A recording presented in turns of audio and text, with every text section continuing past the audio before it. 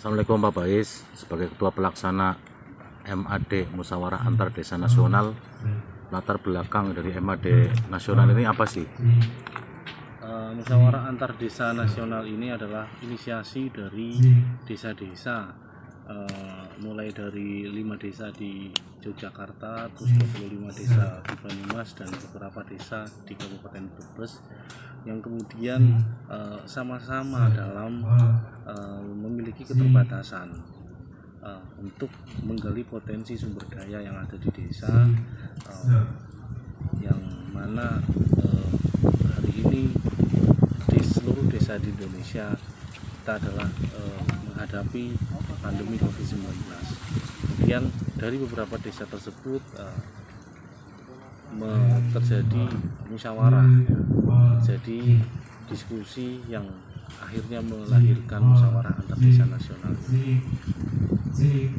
Apa tujuan dari musyawarah antar desa nasional ini, Pak Bais? Musyawarah antar desa nasional ini harapannya adalah sebagai upaya mendorong terjadinya kerjasama antar desa,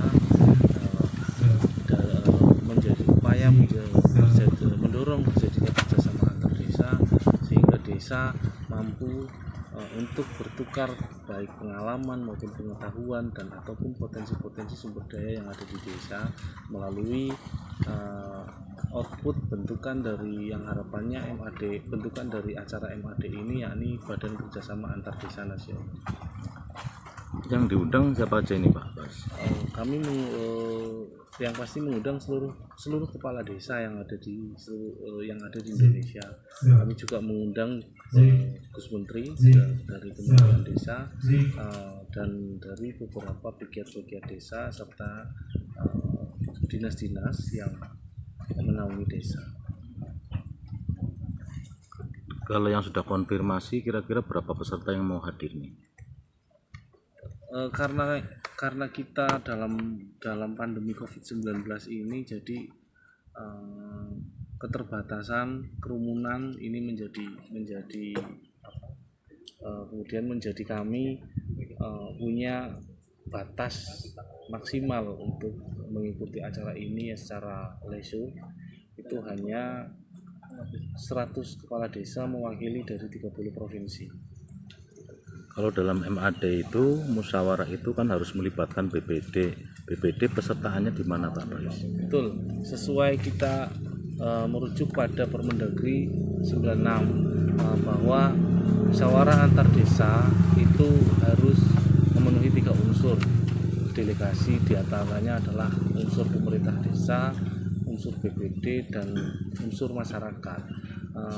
Yang ini yang tidak bisa kita tinggalkan, makanya untuk kehadiran itu di sini hanya untuk dari unsur pemerintah saja, yakni kepala desa.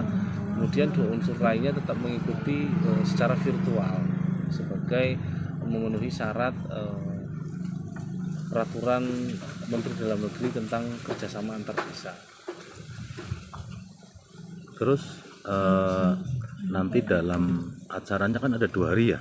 2 hari itu kegiatannya apa saja, Pak Bais? Untuk hari pertama kami pembukaan, lalu kemudian nanti akan ada keakraban ramah tamah, di mana kami memberi kesempatan untuk seluruh desa agar menceritakan apa saja yang menjadi khas desanya masing-masing, baik itu potensi ekonomi, pemerintahan, data, dan lainnya, sehingga ini nanti akan kemudian menjadi bahan dari musyawarah antar desa ini.